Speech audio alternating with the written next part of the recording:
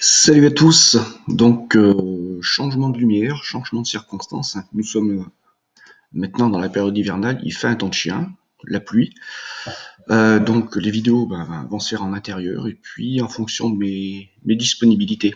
Donc il se trouve aujourd'hui que ma disponibilité est plutôt tôt le matin, donc il est 7h10, et puis donc je vais vous proposer de regarder ensemble l'avant-projet de Frédéric, qui va bâtir une maison qui sera 100% autonome en électricité et qui aura des solutions assez intéressantes pour ce qui est du mode de chauffage, de la production d'eau chaude sanitaire et chauffage.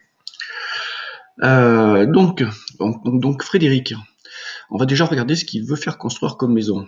Donc une maison de 185 mètres carrés, c'est pas rien, belle surface. Un garage 110 mètres carrés. Donc on voit, c'est une belle bâtisse avec de belles dépendances pour pouvoir stocker ou travailler.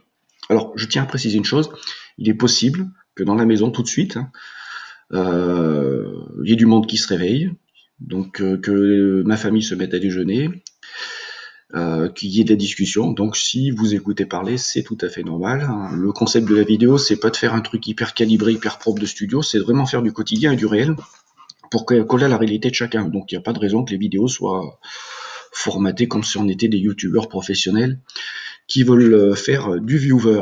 On est là pour du concret. Alors je reviens sur le projet. Donc vous avez vu une grande bâtisse. Ensuite concrètement, on va rentrer dans les détails. Donc le chauffage sera assuré par un poêle à bois à bûche. Il intégrera un bouilleur pour la production d'eau chaude qui sera assuré l'été par des panneaux solaires thermiques. Alors, je ne sais pas si vous connaissez ces fameux, ce qu'on appelle des fourneaux bouilleurs. J'ai un ancien collègue de travail qui est parti à la retraite maintenant, qui avait ça à son domicile. Et il chauffait sa maison, radiateur y compris, un radiateur en fonte. Il avait fait une installation du roi de bricolage qui lui permettait de produire son eau chaude grâce au fourneau bouilleur. Bon, par contre, le fourneau, il fallait l'alimenter. Pour vous dire, j'aurais pas voulu être le ramoneur, puisqu'en fait, ça lui arrivait de faire tourner le fourneau bouilleur avec de la palette. Pas très écolo, mais bon, pas cher. Et je pense qu'il devait alimenter le bazar assez souvent. Donc, Bambi, si tu m'écoutes, bonjour au passage. Quand je t'avais dit que j'avais vu une fois en passant devant chez toi une pile de palettes invraisemblable, en fait, c'était du bluff. Je voulais te faire marcher parce que je voulais savoir ce que tu faisais de ces palettes qu'on voyait circuler. Bon, t'es tombé dans le panneau. Alors, je continue en buvant mon café. Et donc, Bambi, j'ai par la suite appris que c'était pour chauffer. Un sou est un sou. Ah oui, c'est l'Auvergne. Donc, le fourneau bouilleur, effectivement, c'est une solution qui fonctionne. Par contre, il faut alimenter. Ensuite, la production d'eau chaude. Donc, dans le cas de figure là, ça sera juste pour la production d'eau chaude. Ça ne sera pas pour le chauffage. Mais sachez que ça peut fonctionner pour le chauffage de la maison également avec des radiateurs type fente, ainsi de suite, circulation d'eau chaude, enfin chauffage central. Je vous explique pas la régulation derrière, sans doute. Quoique thermostatique et tout, ça va faire le boulot. Alors ensuite, production d'eau chaude avec des panneaux solaires thermiques pour l'été. Alors, région de Cahors, donc Frédéric est sur Cahors, ça je tiens à le préciser. Région de Cahors, ça me semble tout à fait cohérent. J'ai des amis qui ont ces systèmes-là pour la production d'eau chaude.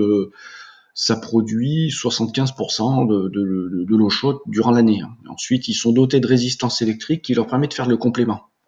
Alors là, je ne sais pas trop comment va s'organiser Frédéric pour coupler à la fois fourneau bouilleur et système thermique, solaire thermique. Il va falloir soit un système on-off, une simple vanne qui permettra de basculer d'un système à l'autre, ou alors un système couplé qui permettra de réguler la température globale de l'eau grâce aux deux apports. Je sais pas ça. Enfin là, on va rentrer dans du complexe. Là, il faut être un sacré spécialiste de la régulation et de la plomberie pour faire ce dispositif. Mais bon, la version la plus simple avec une vanne, je pense que c'est tout à fait viable. Alors, ensuite, la cuisson des éléments, four au gaz, plaque et four.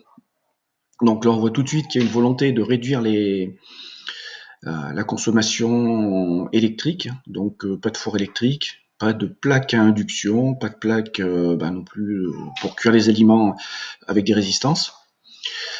Et ensuite, pour produire l'électricité de la maison qu'il a envisagé à 10 kWh par jour. Alors 10 kWh par jour, ça me semble tout à fait raisonnable.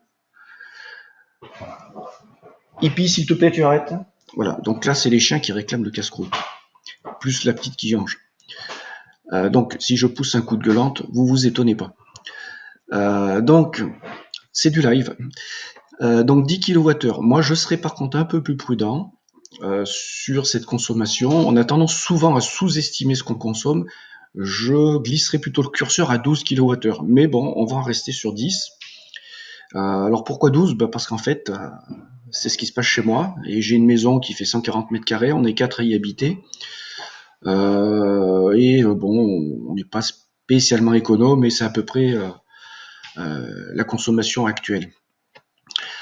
Alors, la production, 18 panneaux de 320 watts crête, soit 5,7 kW crête, je précise toujours crête, posé au sol, inclinable 25 à 65. Donc très important, il aura la possibilité, à vous écouter du bruit, c'est les chiens qui jouent là maintenant, vous aurez la possibilité d'incliner les panneaux solaires, ce qui va vous permettre, et principalement l'hiver, puisqu'il a un bon stock de puissance instantanée, mais l'hiver, il pourra optimiser l'orientation de ces panneaux pour même les basculer jusqu'à 45-50% pour aller chercher 1,5 kWh de plus, 500 watts de plus, 500 Wh de plus par jour d'énergie que s'il laissait ses panneaux à 20 degrés par exemple pour une position idéale de l'été.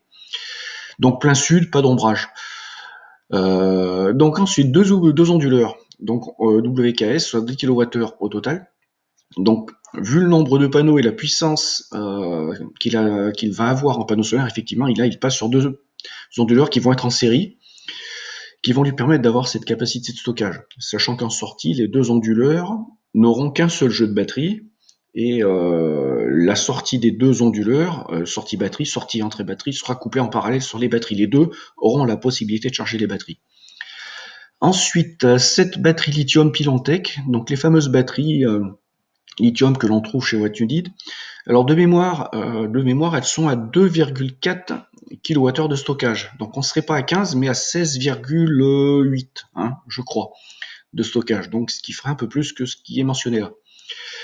Et ensuite, un fameux groupe électrogène, et indispensable groupe électrogène, 4 kW pour faire tourner la boutique, éventuellement si on est à zéro, mais pour recharger les batteries quand l'hiver va être là. Parce qu'on aura beau habiter à Cahors, on va se rendre compte que ça va poser des problèmes. Ça risque de piquer un peu. Et ce, malgré une surface de panneaux assez intéressante. Alors, chose que je voudrais préciser, chaque onduleur, 5 kW, si vous les prenez chez What You Need, ils peuvent encaisser 4 kWh crête par onduleur. Donc là, il a encore de la marge. Et si j'étais donc Frédéric, je réfléchirais déjà pour la suite où poser quelques panneaux de plus pour arriver à combler le petit trou qu'on va voir. Allez, donc pour la suite, moi ces données, elles me parlent concrètement, ça me parle en termes de nécessité par rapport à une habitation. Là, on est quand même sur une habitation hors norme au niveau des dimensions, mais sur des consommations qui sont raisonnables. Ensuite, il nous parle d'une norme. Là, je ne suis pas un spécialiste de la norme sur les habitats. Ça me donnera peut-être l'occasion d'aller regarder. Ma maison a 20 ans, donc à l'époque, je m'étais plongé dans le sujet, mais maintenant, j'ai un peu décroché. Mais ça serait intéressant que je regarde un peu tout ça. Donc, on va maintenant passer sur un super outil, qui est la nouvelle version de celui que nous fournit l'Union européenne. Alors, on va changer un peu la position de la webcam pour faire des estimations de production et de consommation photovoltaïque. Alors, première règle, on va saisir le lieu d'habitation. J'ai tapé Cahors, on est vraiment sur un périmètre, ça ne sera pas Cahors même, mais ça sera la région de Cahors pour Frédéric. Et ensuite, vous choisissez le mode off-grid, donc hors réseau, déconnecté. Vous laissez tout ça comme à l'origine, et ensuite puissance crête instantanée, donc en watts, très important en watts. Donc, si on fait le calcul de ces 320 watts crête de panneaux solaires multipliés par son nombre, on arrive à 5760 watts crête. Donc, on rentre le paramètre. Les batteries. Alors, les batteries. Sachant qu'il a 7 batteries à 2,4 kWh de stock en lithium, si on fait la multiplication, donc on arrive en watts-heure. Donc, c'est pas des kilowattheures, c'est des watts-heure. Faites attention aux unités. À 16 800. Ensuite, ces fameuses batteries sont données pour pouvoir être déchargées de 90%, c'est-à-dire avoir plus que 10% de réserve. Moi, je reste toujours prudent sur les chiffres et je préfère ne pas tirer sur la gueule pour descendre trop bas. Il suffit qu'il y ait une erreur d'estimation interne du dispositif sur la décharge, une petite marge d'erreur, et puis on va avoir tendance trop souvent à trop taper dedans si nécessaire, et on raccourcira leur durée de vie, parce que la durée de vie dépend du nombre de cycles de charge-décharge. Donc, je reste sur 20. Comme ça, on se garde une petite marge. Ensuite, on va partir de sa consommation estimée par jour, son besoin énergétique. Donc, il nous a parlé de 10 kW, ce qui fait 10 000 watts. Là, toujours pareil, 10 000 watts heure. Kilowattheure, watt-heure. On passe de l'un à l'autre en multipliant par 1000. Donc, consommation, 10 000, donc 10 kW. Et puis, une fois qu'on a fait ça, vous avez l'outil, vous cliquez sur Visualisate Result. Il doit y avoir possibilité de passer oui, je pense. Vous voyez dans la barre d'URL, en haut. Si vous changez EN par FR, sans doute que l'outil passe en français. Ça, je vous le précise, c'est une petite astuce quand on est développeur web et qu'on a un peu l'habitude de tout ça. Ou alors quand on est un geek de l'Internet. Moi, je n'ai pas fait le travail parce que, étant donné que mon boulot, c'est l'électrotechnique, et puis que l'informatique, tout ça, j'ai l'habitude de lire l'anglais sans me rendre compte que je lis de l'anglais dans tout ce qui est technique la plupart du temps. Alors, on va maintenant étudier les résultats. On va considérer que j'ai cliqué. Je préfère pas cliquer puisque je sais que j'ai un petit bug entre mon système qui permet de partager tout ça à l'écran avec vous et parfois quelques fonctions qui vont être en JavaScript. Alors je pense que c'est du JavaScript et que c'est pas du Java. Donc on visualise le résultat. Donc en fait ce qu'on va avoir ici comme données intéressantes, le chien s'amuse, mais le chien par la suite régurgite un peu. Alors là, il n'est pas en train de vomir, c'est qu'il doit avoir quelque chose au fond de la bouche. Il s'amuse avec une corde, ce qui lui permet de se faire les dents et non pas sur le canapé. Alors, là, ça récapitule les informations. Alors, ce qui est intéressant, ça va donner une synthèse. Pourcentage de jours où les batteries seront pleines à 100%, 67. Pourcentage de jours où les batteries sont vides à 100%, donc vides à 100%, c'est-à-dire à nos fameux 20% de réserve. 20% environ, j'arrondis. Moyenne d'énergie non capturée. Donc 12 kWh par jour. Alors c'est un peu normal, puisque sa consommation va être basse et qu'il a énormément de panneaux solaires, et que la capacité de stockage qu'il a donc sera pas suffisante pour capturer les kilowattheures durant la période non hivernale. Beaucoup, la forte puissance générée par ces panneaux solaires potentiellement ne rempliront pas ces batteries vu qu'elles seront déjà chargées, et que la nuit il les déchargera pas suffisamment pour pouvoir exploiter cette énergie qui pourrait être utilisée. Alors, on va peut-être se poser la question, est-ce qu'il faudrait qu'il ait plus de batterie ou pas? Moi, je suis pas persuadé que son besoin, ça soit plus de batterie. Bon, on va voir ça par la suite. Donc, average missing energy par jour, c'est l'énergie qui sera perdue par jour en moyenne. Bon, là, ça ne me parle pas trop comme donnée, je vous le dis honnêtement. Donc ensuite, on a le graphique. Energy output, c'est l'énergie qui va être consommée par les panneaux solaires. Et ensuite, vous avez en bleu l'énergie qui ne sera pas capturée. Alors l'énergie qui ne sera pas capturée, c'est simplement l'énergie qui serait potentiellement produite par les panneaux, mais qui ne sera pas soit stockée, soit consommée directement. Alors ça arrivera également en hiver, sur certains jours, en fonction de son quotidien et puis l'ensoleillement. Comme on l'a vu, il y a 20% du temps où les batteries seront déchargées à 100%, mais 67% du temps, enfin 70, on va arrondir, où les batteries seront à 100%. On n'est pas en fait, hein, quand on est sur des systèmes de stockage d'énergie et de consommation, on n'est pas sur des modes, comme on dirait, on-off, en électricité ou en motocross ou en pilotage moto lorsqu'on met la poignée en coin ou lorsqu'on la relâche. On est vraiment sur des données qui sont très fluctuantes, où il va falloir être capable de réguler tout ça et en même temps d'appréhender tout ça, d'avoir l'expérience et l'expertise de son installation pour savoir vivre et ajuster son quotidien. Parce qu'on apprend à vivre avec le photovoltaïque, on apprend à vivre avec le soleil en fait, et à s'adapter à ce qu'on va avoir comme stock et comme puissance énergétique disponible pour vivre au quotidien. Alors maintenant, on va passer sur le graphique numéro 2, performance. Alors j'ai pas trop révisé, hein, donc ça fait un moment que j'ai pas gratté l'outil. Et là, on va voir envers les jours en pourcentage par mois où les batteries seront pleines, et où elles seront vides en vert, donc pleines, et rouge où elles seront vides. Donc on se rend compte qu'il y aura janvier, novembre et décembre seront des mois très critiques malgré sa situation géographique à Cahors, où ces batteries seront bien mises à mal. Et là, d'où l'intérêt du groupe électrogène. D'où l'intérêt de ce putain de groupe électrogène. Donc sachez qu'il va falloir avoir une réflexion sur l'utilisation de ce groupe électrogène durant ces 3 mois. Alors j'avais un peu potassé le sujet. Le concept est assez simple. Lorsque vous avez un groupe électrogène, il ne s'agira pas de le démarrer chaque jour pour faire l'appoint d'énergie lorsque vous allez en manquer. Il s'agira de le démarrer quand vous retomberez à zéro pour le recharger intégralement. Et puis de temps en temps lui faire un petit rappel, quoi. Mais bon, ça mériterait un sujet à part entière. Et pareil, il va falloir apprendre à gérer ce truc, ce dispositif, pour savoir refaire une recharge. Donc là, Frédéric, on voit que celui qui l'a conseillé, et je pense qu'il a été conseillé, et très très bien conseillé, lui a fait une estimation tout à fait cohérente par rapport à ses besoins, et a été tout à fait objectif de lui proposer et de lui imposer le groupe électrogène. Sans groupe électrogène, il se retrouverait très rapidement à la rue malgré sa situation géographique tout à fait favorable. Alors Frédéric, dans son email, me disait « Je veux me fier à ton expérience plus qu'aux chiffres.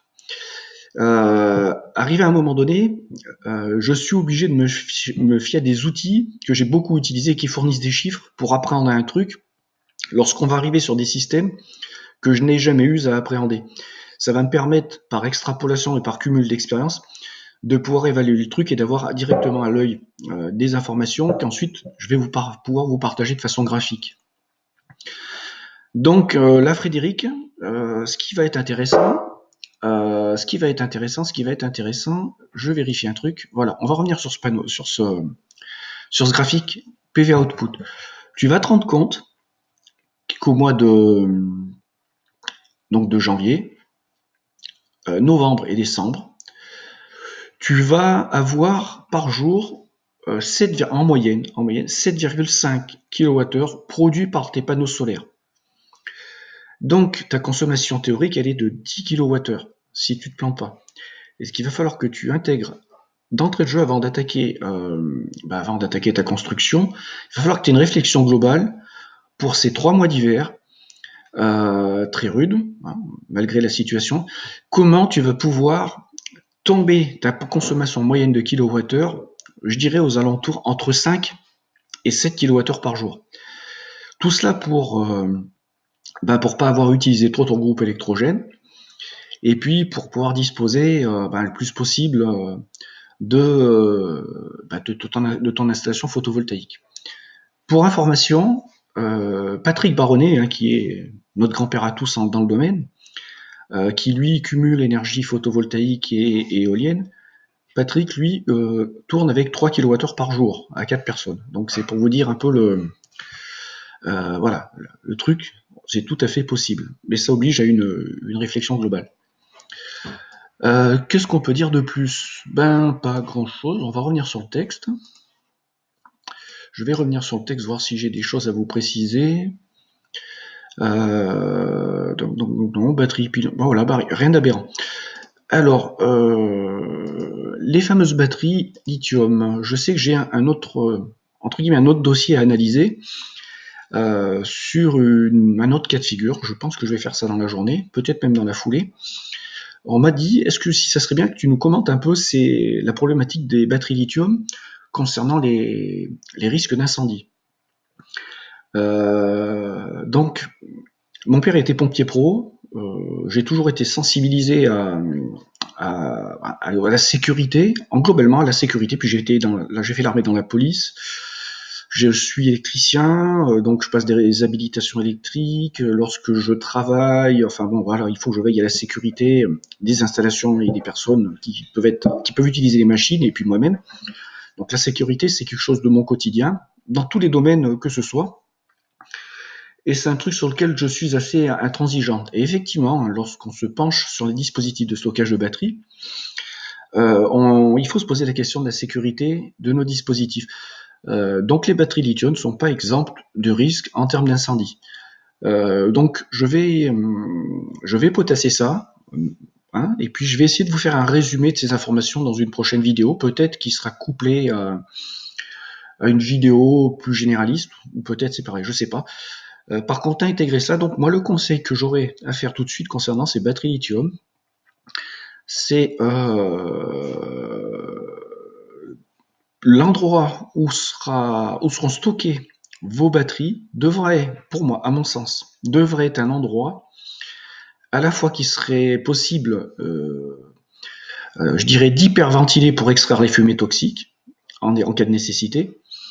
Alors la problématique, c'est si on extrait on va dire l'air vicié d'un local où il y a un incendie, on attise l'incendie également. Mais bon, les batteries lithium ont une particularité, elles fonctionnent quand elles partent, quand elles s'emballent.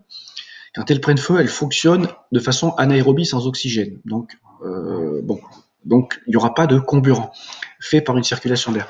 Donc d'une circulation d'air, et ensuite lieu de stockage qui empêcherait ou qui interdirait la propagation des flammes, où que ce soit. Donc imaginez un local technique qui pourrait ressembler un peu à quelque chose comme un poste de transformation électrique, ou qui serait caréné de telle façon, voilà, qui empêcherait la propagation des flammes. C'est l'idée qui me vient à l'esprit tout de suite, les deux premières choses.